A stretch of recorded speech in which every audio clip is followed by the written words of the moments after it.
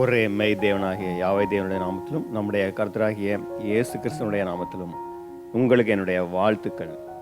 இன்றைக்கு நாம் பார்க்க போகிற பாடம் ஆபிரகாமின் 3 மனைவிகள். வேதாகமம் முழுவதுமே நிறைய வரலாற்று கதைகள், சம்பவங்கள்லாம் அங்கே சொல்லப்பட்டிருக்கு.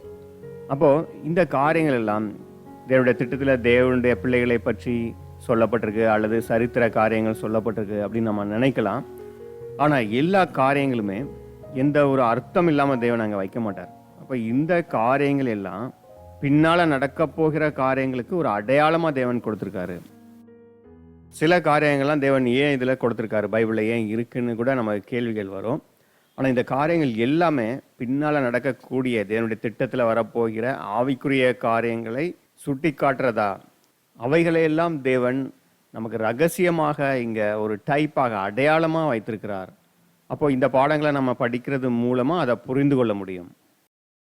தேவன் ஆபிரகாமோடு செய்த உடன்படிக்கைகளை பற்றி நாம் வேதாகமத்தில் நிறைய படிக்கிறோம். ஆதியாகமம் 12:3, உன்னை ஆசீர்வதிக்கிறவர்களை ஆசீர்வதிப்பேன், உன்னை சபிக்கிறவனை சபிப்பேன், பூமியில் உள்ள வம்சங்கள் எல்லாம் உனக்குள் ஆசீர்வதிக்கப்படும் என்றார். ஆதியாகமம் 22:18, நீ என் சொல்லுக்கு கீழ்ப்படிந்தபடியினால் உன் சந்ததிக்குள் பூமியில் உள்ள சகல ஜாதிகளும் ஆசீர்வதிக்கப்படும் என்றும் என் பேரில் ஆணையிட்டேன் என்று கர்த்தர் சொல்லுகிறார் என்றான். இங்க சொல்லும்போது ஆபிரகாமுக்கு கொடுக்கப்பட்ட வாக்குத்தத்தம் இது. இதுல உன் சந்ததிக்குள் பூமியில் உள்ள சகல ஜாதிகளும் ஆசீர்வதிக்கப்படும் என்று சொல்லப்பட்டிருக்கு இல்லையா. இந்த சந்ததி அப்படின்னா என்ன அப்படிங்கிறத பின்னால புதிய ஏற்பாட்டில் பரிசுத்த பவுல் அதை விளக்கி சொல்றார். அந்த சந்ததி கிறிஸ்துவே அப்படின்னு பவுல் சொல்றார். கலாத்தியர் 3:16, ஆபிரகாமுக்கும் அவனுடைய சந்ததிக்கும் வாக்குத்தத்தங்கள் பண்ணப்பட்டன. சந்ததிகளுக்கு என்று அநேகரை குறித்து சொல்லாமல் உன் சந்ததிக்கு என்று ஒருவனை குறித்து சொல்லியிருக்கிறார். அந்த சந்ததி கிறிஸ்துவே. அங்க அவர் மணவாட்டி சபை வகுப்பாரை பத்தி சொல்லும்போது அவங்கள உடன் சுதந்திரவாளிகள் மற்றும் புத்திரராகவும் இருக்கிறாங்க அப்படின்னு சொல்றார். உடன் சுதந்திரவாளிகள் அப்படின்னு சொன்னா இயேசு கிறிஸ்து தான் பிதாவுடைய ஒரே பேரான குமாரன். இப்போ இவங்களும் சுதந்திரவாளிகளாக, அதாவது உடன் சுதந்திரவாளிகளாக அவருக்கு சகோதரர்களாகவும் போறாங்க. இந்த உலகம், யூனிவர்ஸ் எல்லாமே கிறிஸ்துவால் படைக்கப்பட்டது, கிறிஸ்து மூலமாக படைக்கப்பட்டது. அவர் தான் அதற்கெல்லாம் ஒரு வாரிசாக சுதந்திரவாளியாக இருக்கிறாரு. இப்போ இவங்க மணவாட்டி சபை வகுப்பாராக சகோதரர்களாகவும் போய் சேர்றாங்க. அதனால உடன் சுதந்திரவாளிகள் ஆகிறாங்க. அதே நேரத்தில் இயேசு கிறிஸ்துடைய ஈடுபலி மூலமாக தான் இவங்களுக்கும் உயிர்த்தெழுதல் கிடைக்குது. அதன்படி இவர்கள் புத்திரராகவும் இருக்கிறாங்க. அப்போ த சீடு, அந்த சந்ததி அப்படின்னு சொல்லும்போது அது இயேசு கிறிஸ்து மட்டும் இல்லை, கிறிஸ்துவோடு சேர்ந்து ஆளுகை செய்ய போகிற இந்த பரிசுத்தவான்கள், இந்த மணவாட்டி சபை வகுப்பாரும் சேர்ந்து தான் அந்த சந்ததி அப்படின்னு அங்கே சொல்லப்பட்டிருக்கு. ஏன் அப்படின்னா இயேசு கிறிஸ்துவோடு இவர்களும் சேர்ந்து தான் ராஜாக்களாக அங்கே இருந்து இந்த உலகத்தை ஆட்சி செய்து உலக மக்கள் எல்லோருக்கும் அங்கே ரட்சிப்பை கொடுக்க போகிறாங்க. உலக மக்கள் எல்லோரும் பரிபூர்ணத்துக்கு வளர்த்து கொண்டு வரப்பட்டு அவர்களுக்கு நித்திய ஜீவனை கொடுக்க போகிறாங்க. அதுதான் அங்கே ஆபிரகாமுக்கு கொடுக்கப்பட்ட வாக்குத்தத்தம். உன் சந்ததிக்குள் பூமியில் உள்ள சகல ஜாதிகளும் ஆசீர்வதிக்கப்படும் அப்படிங்கிறது. அப்போ ஆபிரகாமுடைய சந்ததிகள் அப்படின்னு அந்த வித்துக்கள் அப்படின்னு சொல்லப்படல, பன்மையில கொடுக்கப்படல, ஆபிரகாமுடைய சந்ததி அப்படின்னு. அதனால தான் பரிசுத்த பவுல் என்ன சொல்றாரு, அந்த ஆபிரகாமுக்கு பின்னால் அந்த எல்லா சந்ததிகளுக்குமான வாக்குத்தத்தம் அது கிடையாது. சந்ததிக்குள் ஒரு சந்ததி தான் அங்கே சொல்லியிருக்கு. அந்த ஒரு சந்ததி தான் இயேசு கிறிஸ்துவும் அவரோடு சேர்ந்து மணவாட்டி சபையாக சேரப்போகிற இந்த பரிசுத்தவான்கள், இவர்களும் சேர்ந்து தான் அந்த சந்ததி. ஆபிரகாமுடைய சந்ததிக்குள்ள பூமியெல்லாம் ஆசீர்வதிக்கப்படும் சொல்லிட்டாரு.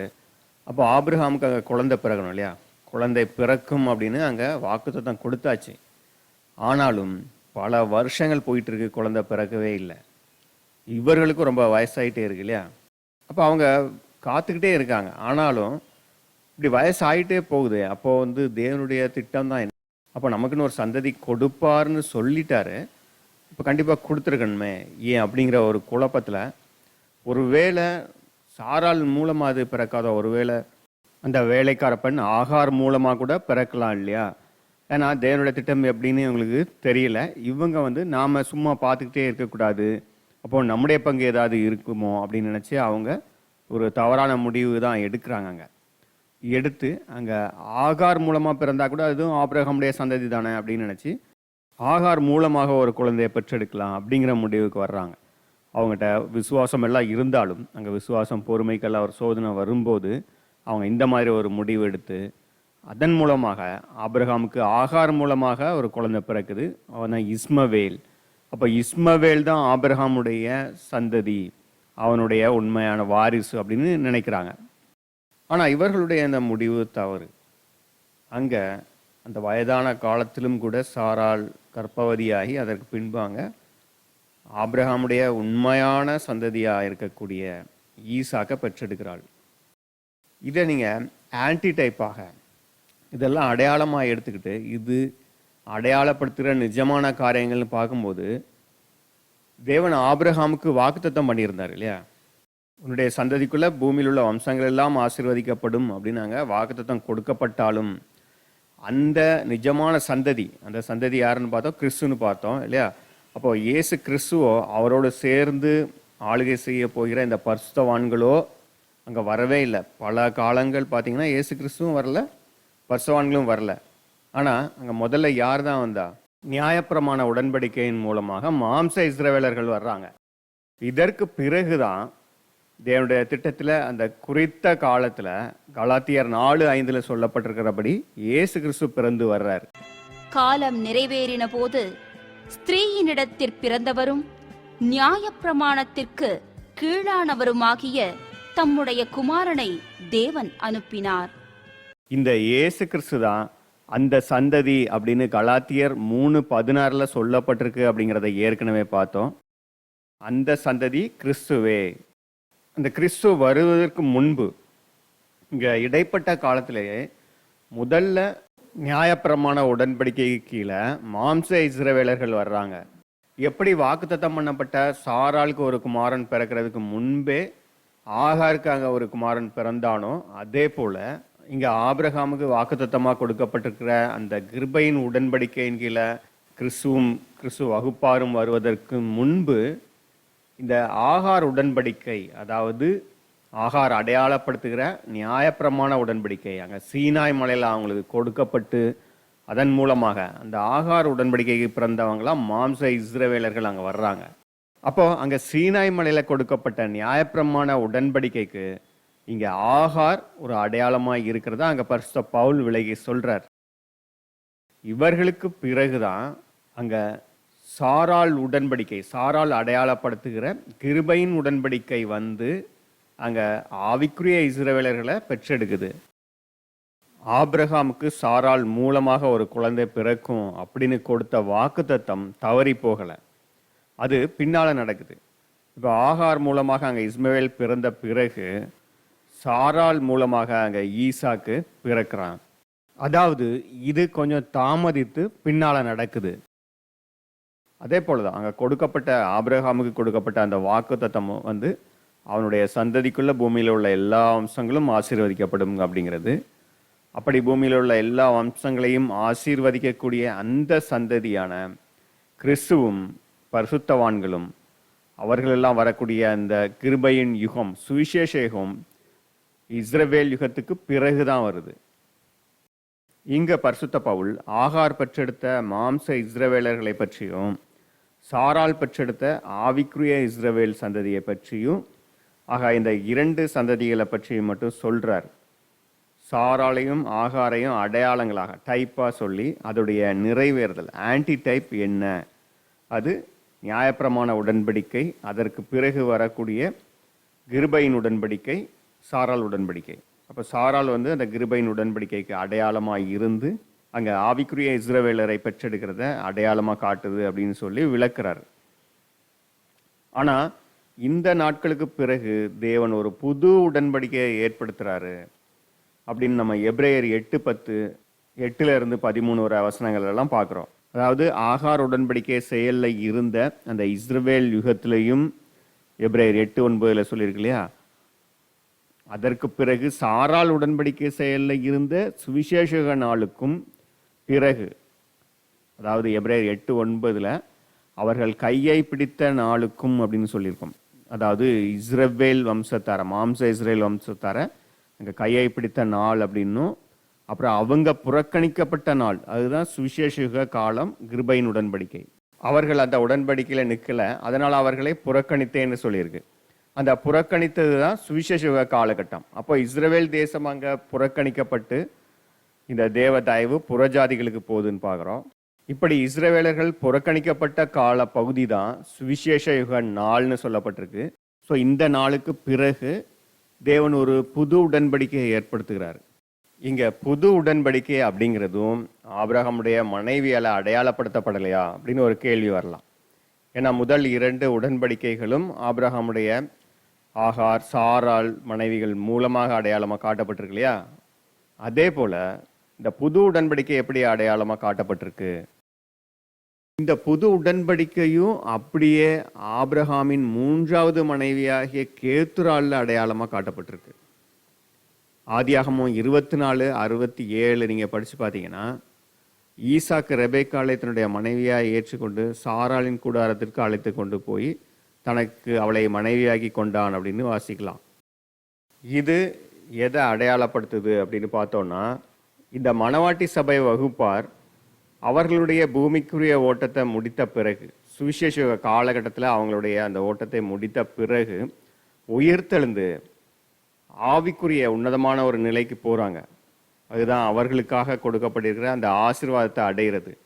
அதைத்தான் இங்கே எப்படி அடையாளமாக காட்டப்பட்டிருக்குன்னா, அங்கே ஈசாக்கு ரெபேக்காளை தன்னுடைய மனைவியாக ஏற்றுக்கொண்டு சாராளுடைய கூடாரத்திற்கு அழைத்து கொண்டு போய் தனக்கு அவளை மனைவியாக்கி கொண்டான் அப்படின்னு அங்கே கொடுக்கப்பட்டிருக்கு. அப்போது ஈசாக்கு அடையாளப்படுத்துகிறாங்க இயேசு கிறிஸ்து மணவாட்டி சபை வகுப்பாரை அவர்களை ஆவிக்குரிய நிலைக்கு அங்கே உயிர்த்தெழுப்பி அந்த மகிமையான ஆசீர்வாதத்தை கொடுக்கிறாரு. அதுதான் சாராளின் கூடாரத்திற்கு அழைத்து கொண்டு போய், அப்போ அங்கே இந்த கிருபையின் உடன்படிக்கைக்குரிய ஆசீர்வாதத்தை அவங்க அடையிறாங்க. இதற்கு பிறகு நீங்க அடுத்த வசனத்தை பார்த்தீங்க அப்படின்னா, அதாவது ஆதியாகமம் 25:1, ஆபிரகாம் கேத்தூராள் என்னும் பேர் கொண்ட ஒரு ஸ்திரீயையும் விவாகம் பண்ணியிருந்தான். ஆங்கில வேதாகமத்தின்படி அது சரியா எப்படி இருக்கணும்னா, then again Abraham took a wife and her name was Keturah. அப்போ இதற்கு பிறகு, அப்பொழுது மறுபடியும் ஆபிரகாம் ஒரு மனைவியை கொண்டான், அவளது பெயர் கேத்துராள். அப்போ இந்த அடையாளங்களின்படி பார்க்கும்போது இந்த மணவாட்டியாகிய சபை மணவாளன் இயேசு கிறிஸ்துவோடு இணைந்த பிறகுதான், அதாவது மணவாட்டி சபை இயேசு கிறிஸ்துவோடு இணைகிற அந்த கல்யாணம் நடந்த பிறகுதான் புது உடன்படிக்கை செயலாற்றும் காலம் வருது. அப்போ இந்த புது உடன்படிக்கை அப்படிங்கிறது வரக்கூடிய காலகட்டம் எது அப்படிங்கிறத நம்மளை எளிதில் உணர்ந்து கொள்ள முடியுது. இந்த டிவைன் பிளான் சார்ட்டில் பார்த்தோம் அப்படின்னா, இஸ்ரவேல் யுகத்துக்கு பிறகு சுவிசேஷ யுகம், அதற்கு பிறகு தான் இங்கே மேசியானிக் ஏஜ் அப்படிங்கிற கிறிஸ்துவின் நாள் 1000 வருட யுகம் வருது. அப்போ இந்த 1000 வருட யுகம் அந்த காலகட்டத்தில் செயல்பட போகிறது தான் புது உடன்படிக்கை. இந்த புது உடன்படிக்கையை அடையாளமாக காட்டுறது தான் கேத்துராள். அப்போ ஆபிரகாம் கேத்துராளை மணமுடித்து அவங்களுக்கு பிறக்க போகிற பிள்ளைகள், இதெல்லாம் இந்த கிறிஸ்துவின் நாளில் இந்த 1000 வருட யுகத்தில் புது உடன்படிக்கையின் மூலமாக பிள்ளைகள் பெற்றெடுக்கப்பட போகிறாங்க. எப்படி முதல் 2 உடன்படிக்கையில் அந்த உடன்படிக்கைகள் ஒவ்வொரு குமாரனை பெற்றெடுத்தது இல்லையா, அதே போல் முதல் உடன்படிக்கையான சாராள் உடன்படிக்கை, அதாவது கிருபையின் உடன்படிக்கையில் எல்லாவற்றுக்கும் சுதந்திரவாளியான ஈசாக்கு அடையாளப்படுத்துகிற ஆவிக்குரிய இஸ்ரவேலர்களை பெற்றெடுக்குது. எபிரேயர் 1:2, அதே மாதிரி ரோமர் 8:14-19 படிச்சு பாருங்க. இந்த கடைசி நாட்களில் குமாரன் மூலமாய் நமக்கு திருவுளம் பற்றினார். இவரை சர்வத்துக்கும் சுதந்திரவாளியாக நியமித்தார். இவரை கொண்டு உலகங்களையும் உண்டாக்கினார். நாம் பிள்ளைகளானால் சுதந்திரருமாமே, தேவனுடைய சுதந்திரரும் கிறிஸ்துவுக்கு உடன் சுதந்திரருமாமே. கிறிஸ்துவுடனே கூட நாம் மகிமைப்படும் படிக்கு அவருடனே கூட பாடுபட்டால் அப்படியாகும். கலாத்தியர் 4:28-31 வசனங்கள். இதே போல் 2வது உடன்படிக்கை, அங்கே நியாயப்பிரமாண உடன்படிக்கைன்னு பார்த்தோன்னா ஆகார் உடன்படிக்கை. அந்த ஆகார் மூலமாக பெற்றெடுத்த பிள்ளை, அதுதான் பிதாக்கள் நிமித்தம் அன்பு கூறப்பட்ட இந்த மாம்ச இஸ்ரவேலர்கள் அல்லது இஸ்மவேலால அங்க அடையாளப்படுத்தப்பட்டிருக்கு. இந்த மாம்ச இஸ்ரவேலர் அங்க பெற்றெடுக்கப்பட்டாங்க. ரோமர் 11:28. சுவிசேஷத்தை குறித்து அவர்கள் உங்கள் நிமித்தம் பகைஞராயிருக்கிறார்கள். தெரிந்து கொள்ளுதலை குறித்து அவர்கள் பிதாக்களின் நிமித்தம் அன்பு கூறப்பட்டவர்களாயிருக்கிறார்கள். இந்த பிரகாரம் இஸ்ரவேலர் எல்லாரும் ரட்சிக்கப்படுவார்கள். மீட்கிறவர் சீயோனிலிருந்து வந்து அவபக்தியை யாக்கோபை விட்டு விலக்குவார் என்றும், நான் அவர்களுடைய பாவங்களை நீக்கும்போது இதுவே நான் அவர்களுடனே செய்யும் உடன்படிக்கை என்றும் எழுதியிருக்கிறது. கலாத்தியர் 4:24, 25, 29, 30வது வசனங்கள். இவைகள் ஞான அர்த்தமுள்ளவைகள். அந்த ஸ்திரீகள் 2 ஏற்பாடுகளாம். ஒன்று சீனாய் மலையில் உண்டான ஏற்பாடு. அது அடிமைத்தனத்திற்குள்ளாக பிள்ளை பெறுகிறது. அது ஆகார் என்பவள்தானே. ஆகார் என்பது அரபி தேசத்திலுள்ள சீனாய் மலை. அந்த ஆகார் இப்பொழுதிருக்கிற எருசலேமுக்குச் சரி. இவள் தன் பிள்ளைகளோடே கூட அடிமைப்பட்டிருக்கிறாளே. இதே போல இப்பொழுது இந்த புது உடன்படிக்கையின்படி கேத்துரால் 6 குமாரர்களை பெற்றெடுத்தாள் அப்படின்னு ஆதியாகமம் 25:2 இருக்கு.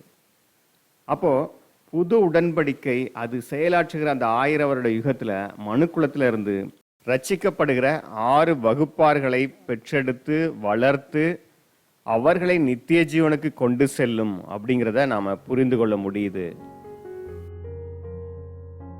இதோடு நாம ஆபிரகாமின் உடன்படிக்கை அப்படிங்கிற பாடத்தையும் அப்புறம் புது உடன்படிக்கை இந்த பாடங்களெல்லாம் பின்பு பார்க்கலாம். அவற்றோடு இதையும் இணைத்து நாம் படிக்கும் பொழுது நமக்கு இந்த உடன்படிக்கைகளை பற்றி ஒரு தெளிவான அறிவு கிடைக்கும். தேவன் தாமே இந்த காரியங்களை ஆசீர்வதித்து தருவாராக. ஆமென்.